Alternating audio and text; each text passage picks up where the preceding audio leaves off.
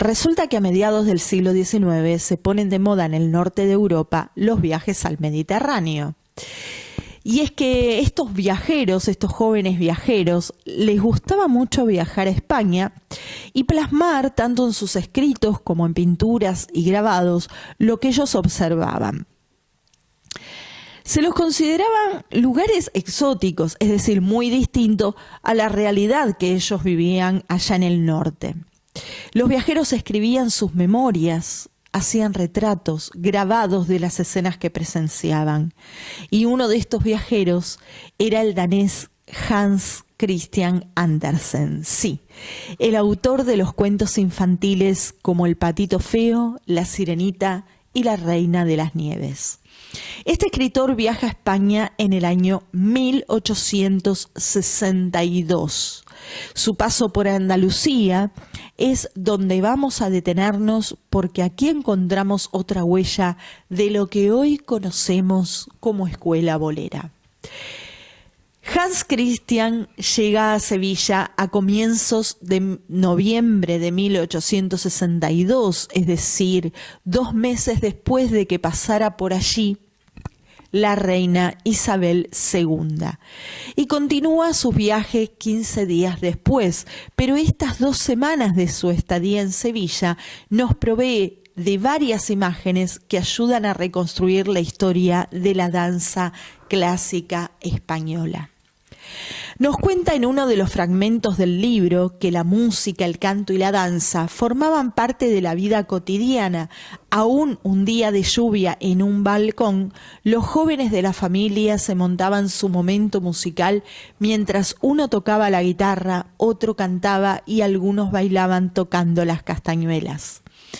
Nos habla también de un teatro donde anunciaban ballet. Tener en cuenta que ballet es el término que refiere a lo profesional, a lo académico.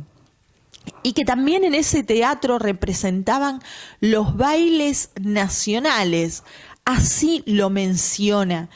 Es la traducción exacta, ¿no?, que se ha utilizado del danés al inglés y luego del inglés al castellano. Y es que así se conocían estas danzas que hoy llamamos repertorio de la escuela bolera. Y seguramente se trataría del Teatro San Fernando de Sevilla, que es el que daba funciones continuas para tantos viajeros que llegaban. Ya veremos que Hans estuvo en Sevilla al mismo tiempo que otros viajeros que también plasmaron lo que vieron. Y es que hasta podemos pensar que todos estos viajeros se habían cruzado en sus distintos viajes. Nos habla de una función en otro escenario, porque los teatros eran caros, dice, donde los bailarines tocaban las castañuelas y bailaban boleros y seguidillas. Y acá hay algo, no hace mención a zapateos en ningún momento del libro, sino que destaca la gracia, las castañuelas y los llama bailarines profesionales, entendiendo que Hans era amante de la danza, de la música y de la ópera y sabía de lo que hablaba. Eran profesionales. Habla de algo delicado y claro, son características que nos describen a la escuela bolera. Claramente, no al flamenco, no hay mención de zapateados. Y además hay un detalle.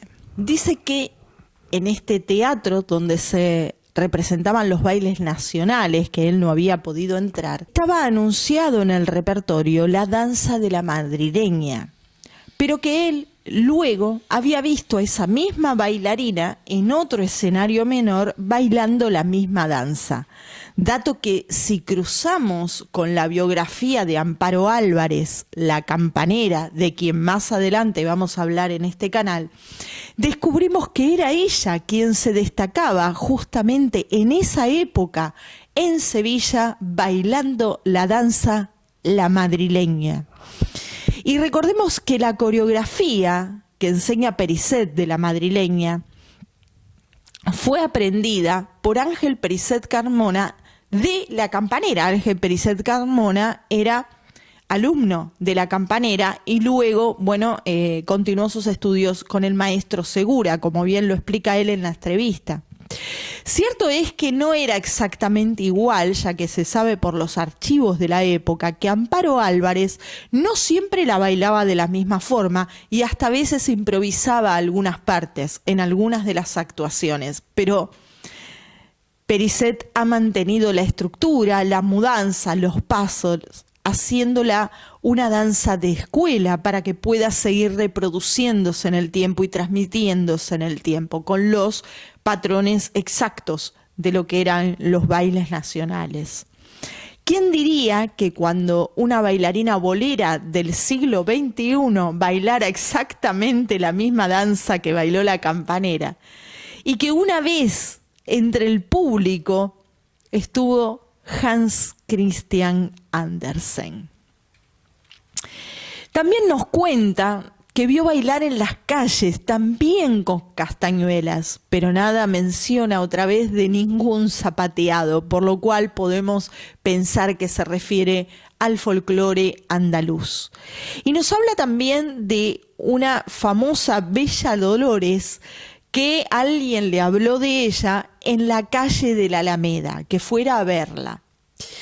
Pero no podemos atrevernos a decir que esta Dolores bailara o flamenco o escuela bolera, porque la verdad es que no habla él de eso. Y sí dice que los teatros eran caros, como les conté antes, no había podido ingresar a ese teatro que pensamos que era el San Fernando de Sevilla, que tenía continuas funciones para los viajeros, pero que podía apreciar esos mismos bailes en otros escenarios. Lo que nos lleva a entender que los bailes nacionales, de los que él mismo habla, eran representados por distintos bailarines profesionales en distintos tipos de escenarios. Y vamos a ver cuáles eran esos bailes nacionales que aparecen en las carteleras de Sevilla en el año 1862. Y es que acá tenemos una larga lista, pero todos estos bailes, ninguno parece remitir al flamenco.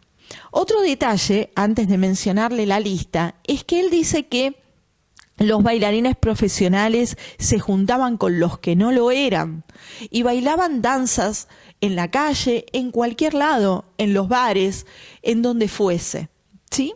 Sin embargo, las carteleras, les cuento un poco qué bailes mencionaban, muchos de los que hoy reconocemos como repertorio de la escuela bolera y otros que se han perdido, que no sabemos a qué se referían. Por ejemplo, bueno, bolero, seguidillas manchegas, boleras del jaleo, olé, jaleo de Jerez, malagueña, el torero, boleras robadas, jota aragonesa, olé de la curra, polo del contrabandista, panaderos de Cádiz, la madrileña, olé de la Esmeralda, la sal de Andalucía, fandango, el vito, la linda jerezana, la gitana de Madrid, boleras de Rigoletto, mollares sevillanas y capricho. Todos estos eran los bailes que se anunciaban.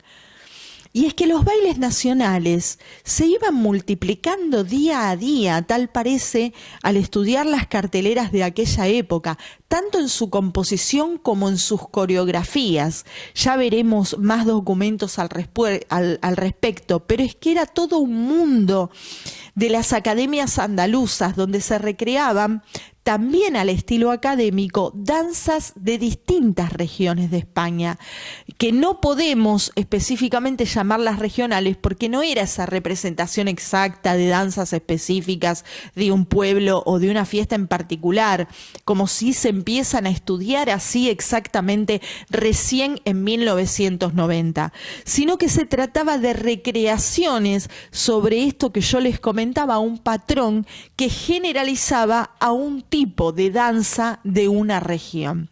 Como por ejemplo cuando decían jota aragonesa, era una jota aragonesa inventada por profesionales, pero al estilo de las jotas aragonesas. seguramente pondrían de su profesionalidad. Ninguno de los documentos habla de cambios de traje, así que el traje es el mismo que vemos en los grabados de esa época. Por eso, para conocer la escuela de bolera, debemos sumergirnos en los documentos antiguos, y eso es descubrir un mundo de danza española que se convierte en una vivencia. Suscríbete, dame un like y nos vemos la próxima.